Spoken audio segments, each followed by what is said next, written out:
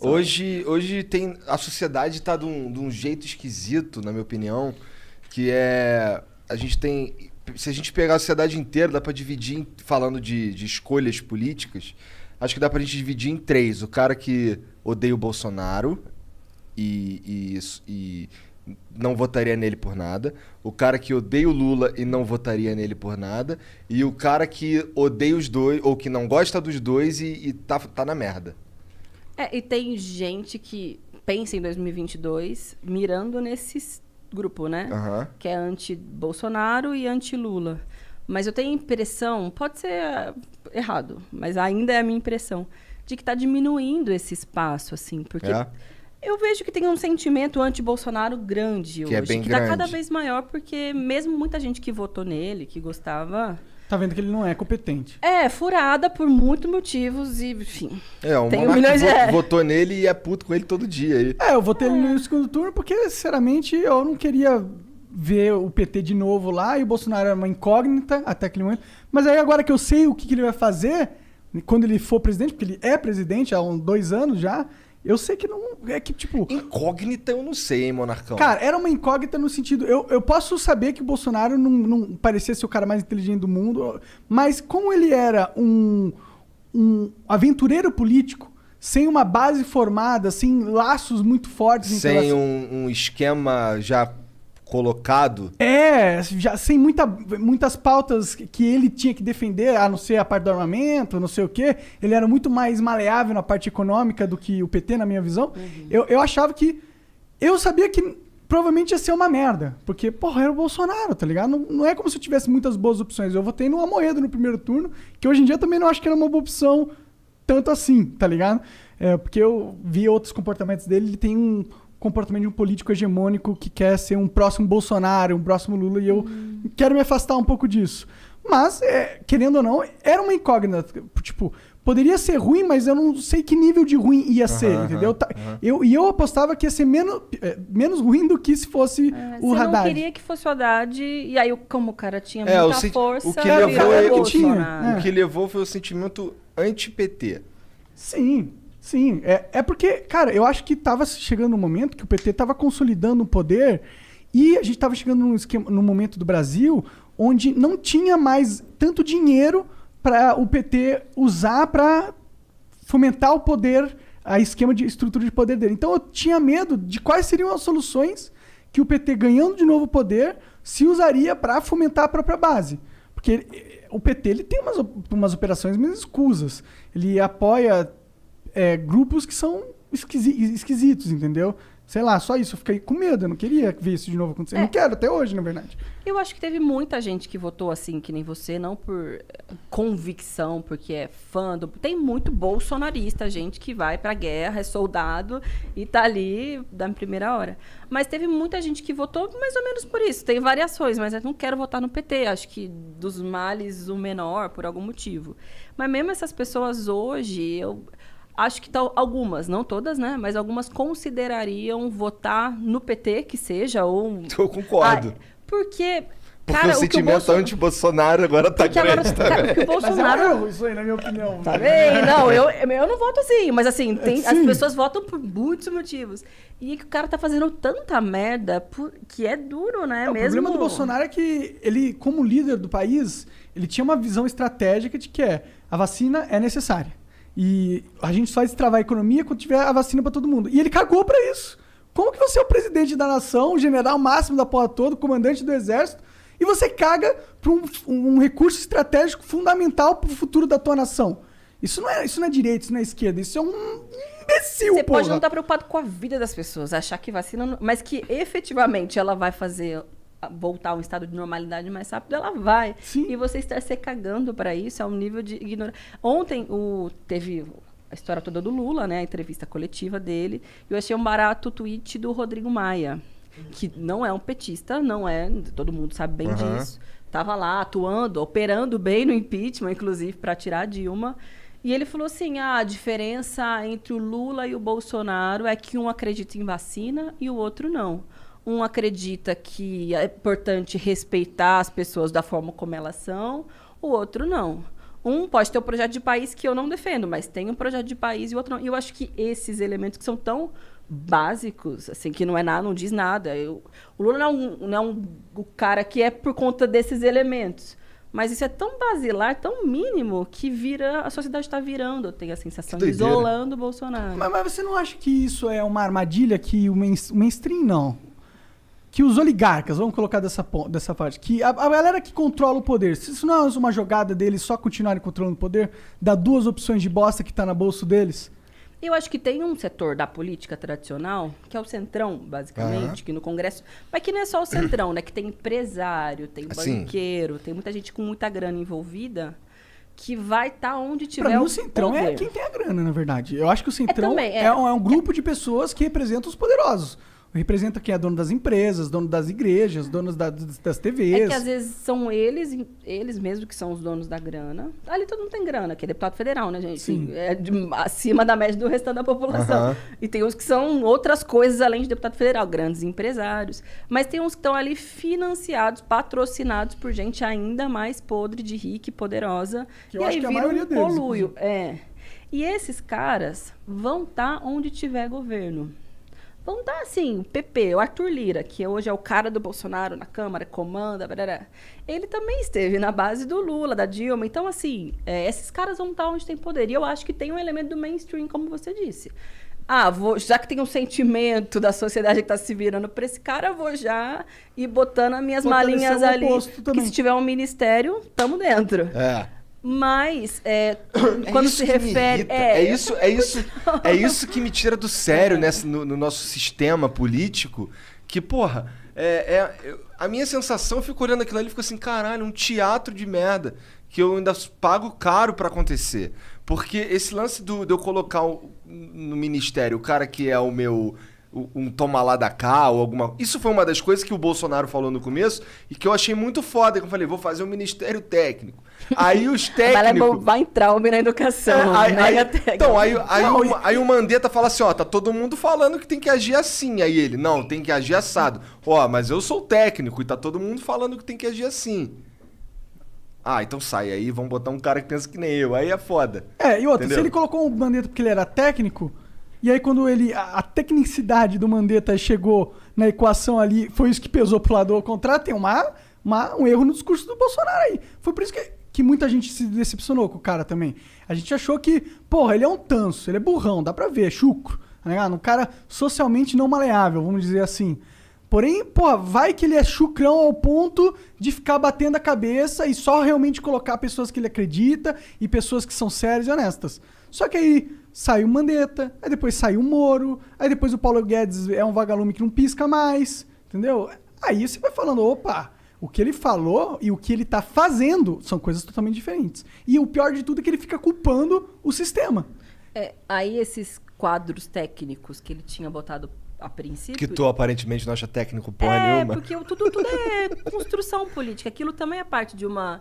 coalizão para o poder, que depois ele foi mudando de ideia. E quem que ele substituiu? Centrão e militares, que são hoje a base de sustentação. E aí, volta e meia, tem um conflito entre eles, por mais espaço no governo, que é cargo, né? Se posso ser termo mais rebuscado para falar que não é máquina pública, para botar os caras lá dentro. E agora ele vive disso, ele vive de militares, que tem aquela vida... Assim, há diferenças, mas que teve um escândalo recentemente, sei lá quantos quilos de picanha, de leite condensado, que tem um padrão... esse assunto, tô falando dos militares da base, né? Mas tô falando do alto oficialato, que é quem vai lá e banca o Bolsonaro e tá ali Existe um argumento que existem muitos benefícios pro cargo militar, né? Aposentadorias, um monte de coisa, que se for comparar com... Mas também há o argumento que em qualquer país o aparato militar, ele é privilegiado. Tanto que lá nos Estados Unidos o maior investimento do orçamento deles é nos militares, né? No caso Só que dos eles Estados gastam Unidos... com caças e armas nucleares, mas não você um sabe leite condensado. Aqui a gente estava vendo a PELOA, que é o orçamento do ano, aí eu não vou lembrar muitas coisas na cabeça, mas é muito maior o orçamento da defesa, por exemplo, do que para políticas sociais de direitos humanos, enfrentamento à violência, mesmo educação, ele está preterindo para priorizar a defesa. Aí você fala, bom, não é como a defesa é dos Estados Unidos, ou países que tem... Então, você vê que tem mais a ver com uma lógica de privilégio de uma casta, e eu sempre diferencio porque não é a mesma coisa os que estão na base e o alto oficialato. É muito diferente. O padrão de vida... 2% é o alto oficialato do Tanto Exército. quando teve a reforma da Previdência, há 2 anos atrás, era uma diferença brutal, assim, para os de baixo e para os de cima. Teve uma confusão na Câmara, os caras foram lá. Bolsonaro me traiu, porque ele fala para a base, né? Ele fala para os cabos, para quem está começando na carreira. Ele é capitão, né? Ele é capitão. E aí ele foi lá, deu uma facada nos caras, enquanto os que mantêm o Eu poder... entendi a referência. Nem pensei nisso. Mandei mal pra caramba agora. Mas enfim, não pensei mesmo. Se eu tivesse pensado, eu não teria usado, mas saiu. Pior que na hora que você falou, eu falei... Uma merda.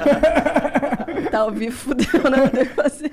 Ah, tudo bem. Aconteceu mesmo. O cara levou uma facada, não tem problema. Mas Eu acho que isso, inclusive, figurado. ajudou pra caralho a eleger o cara. E reza a lenda que o cara que deu a facada era ligado a movimento político. Ele era do Eu vou pessoal, falar né, isso, dizem. pois é, por isso que eu achei uma merda o que eu disse. Ah, entendi. Porque ele foi filiado ao pessoal, mas saiu há muito tempo. Sei lá quando ele saiu, mas faz muitos anos mesmo. E nunca foi um militante orgânico do partido. Vocês correram atrás pra saber quem era o cara? Eu, pessoalmente, não, mas foram pra identificar como é que esse homem foi do pessoal e ninguém conhece. Porque o pessoal, é isso, você filia pessoas, entendeu? O Monarca é filiado ao PV até hoje, né? Você é filiado ao PV? Sou. Você não é um cara do Partido Verde, Sim, sei é. lá, acho. Não parece. Não, não é. Não, né? Não A é. única coisa que ele tem a ver com verde é outro verde. É. Tá certo. Ah, você se filiou por isso, foi meio... Não, na verdade, eu queria... Teve uma época, faz muitos anos isso, foi tipo uns 8 anos atrás. E aí teve uma época que eu tava querendo entender um pouco mais da vida, me engajar um pouco mais. Certo. Aí, vou ver qual partido político que é. O que eu mais whatever, assim, era o PV, entendeu? Que não fedia nem Entendi. cheirava. Aí eu falei, vou nesse pra ver como que é o esquema lá. Eu cheguei, tinha um velho, cagou pra mim e falou, assina isso aqui, tem as reuniões, tá? Aí eu falei, é isso? Que merda, eu nunca mais voltei, nunca mais quis saber. E também não fui atrás de Não, No pessoal não é assim também, essa várzea que você disse que é lá. Você debate com as pessoas, explica o programa do partido, minimamente como funciona as regras, porque é um partido ideológico, né? Então tem que tomar esses cuidados. Mas não tem como você também filtrar todo mundo que procure se filiar. Esse aí já se filiou, o pessoal mais se desfiliou. E foi como teve a Polícia Federal na cola do cara. Imagina, a pessoa dá uma facada no Bolsonaro, aí ele assume a presidência e ele não vai usar toda a máquina possível para descobrir. Vai. E não descobriram do governo nada. descobrir. Nada que tenha relação com nenhum militante do pessoal, ninguém da esquerda. O Bolsonaro fica falando que é estranho. Cara, é um pouco estranho alguém dar uma facada no presidente em qualquer momento, em qualquer hora. Candidato à presidência. Exato. Mas que tava bem forte no momento. É estranho. O radar da teoria das conspirações, eles começam a piscar nisso, porque né, a gente sabe que na política real mesmo rola assassinato e espionagem e envenenamento. O Putin sabe muito bem disso. É normal, é todo dia. Então, a minha propensão a acreditar que talvez tivesse um esquema lá não é pequena. Mas, como realmente nunca ninguém esclareceu nada, o cara nunca falou nada... É uma história muito estranha. E depois daquilo, claro... Individualmente é uma merda, ele correu sérios riscos de vida ali. Imagina, a facada na barriga. Violência é sempre ruim.